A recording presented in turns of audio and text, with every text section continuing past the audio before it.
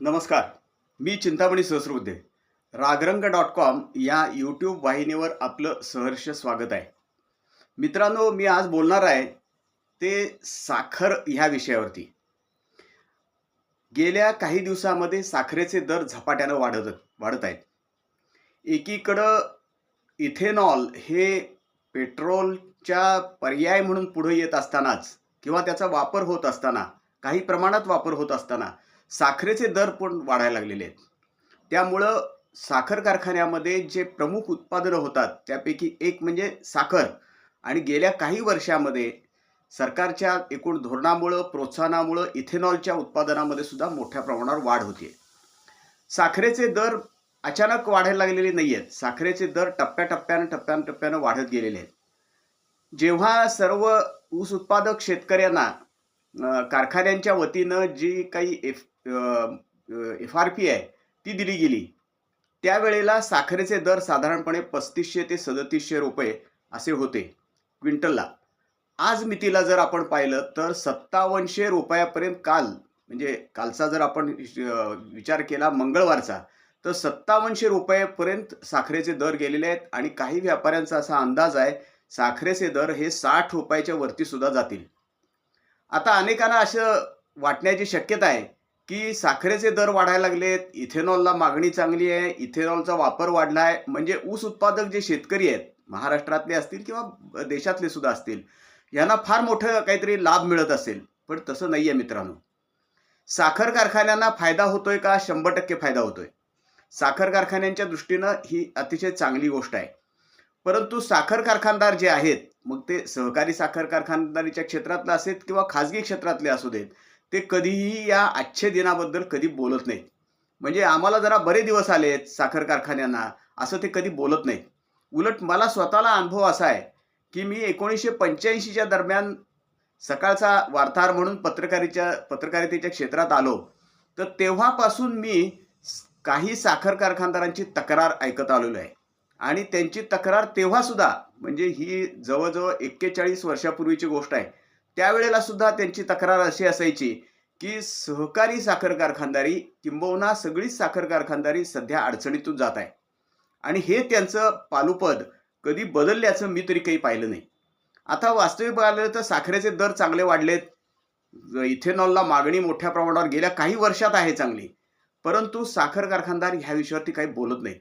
उलट जेव्हा साखरेचे दर 3500-3700 रुपयाच्या दरम्यान होते, तेव्हा साखरेची किमान आधारभूत किंमत 4500 रुपयापर्यंत न्यावी अशी मागणी साखर कारखानदार करत होते.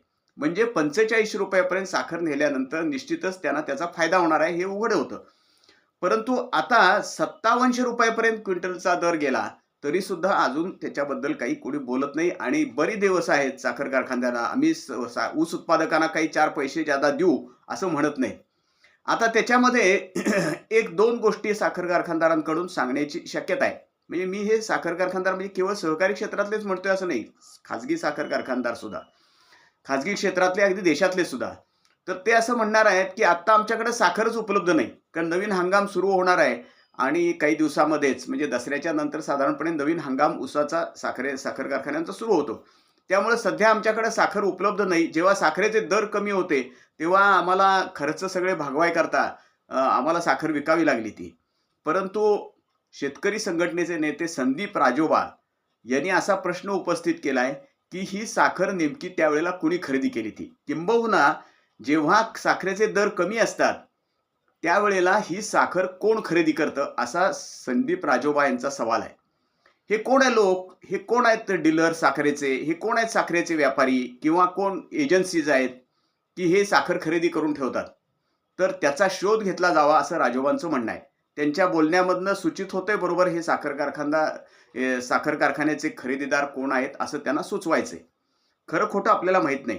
परंतु राजोबांचं म्हणणं असं आहे की जेव्हा साखरेचे किंवा एकूणच साखर कारखान्यातल्या उपउत्पादनांचे किंवा उत्पादनांचे दर वाढतात त्यावेळेला शेतकऱ्यांना, ऊस उत्पादक शेतकऱ्यांना त्यातला 30% मोबदला दिला पाहिजे अशी रंगराजन समितीची शिफारस आहे.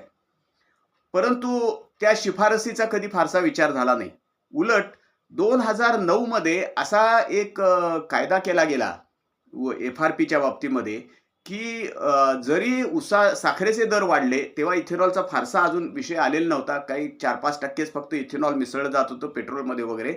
तर साखरेचा विषय त्यावेळेला फक्त होता. तर साखरेचे दर बाजारात कितीही वाढले, तरी एफ-आर-पीमध्ये वाढ करायची नाही, अशा स्वरूपाचा काहीतरी एक कायदा केंद्र सरकारनं त्यावेळेला केला होता आणि त्या कायद्याला कुणी-कुणी पाठिंबा दिला होता, हे सगळ्या शेतकऱ्यांना माहीत आहे. ह्या पश्चिम महाराष्ट्रातल्या सगळ्या शेतकऱ्यांना माहीत आहे. त्यामुळं साखरेचे दर वाढले तरी एफ-आर-पीमध्ये वाढ होणं शक्य नाही. म्हणजे आतापर्यंत जी शेतकऱ्यांना वेगवेगळ्या साखर कारखान्यांनी खाजगी आणि सहकारी जी एफ-आर-पी दिलेली आहे, त्याच्यामध्ये साखरेचे दर वाढले म्हणून फारसा फरक पडणार नाही, हे यातनं स्पष्ट होते. कारण कायदाच तसा आहे. आता शासनानंच जर रेटा लावला, तर आपल्याला माहित आहे केंद्रामध्ये सहकार खातं स्थापन झालेलं आहे काही वर्षांपूर्वी आणि त्याचे सहकार मंत्री, केंद्रीय सहकार मंत्री हे गृहमंत्री अमित शहाच आहेत. अमित शहानी वास्तविक सगळ्या सहकारी आणि साखर कारखाना फेडरेशनची बैठक बोलवली पाहिजे.